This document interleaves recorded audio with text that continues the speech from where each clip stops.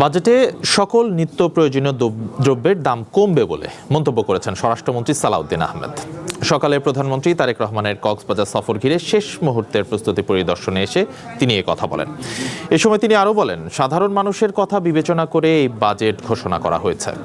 এই বাজেটে কেউ যদি দলীয় বাজেট বলে মন্তব্য করা হয় তবে তা নিকৃষ্ট মন্তব্য বলে মনে করেন স্বরাষ্ট্রমন্ত্রী।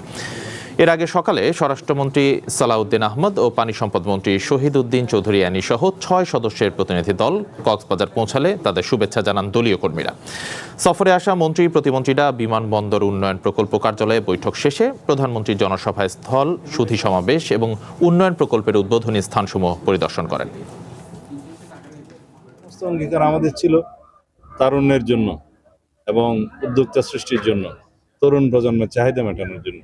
সেই সমস্ত বিষয়গুলো আমরা তুলে ধরেছি সেখানে। এই বাজেটে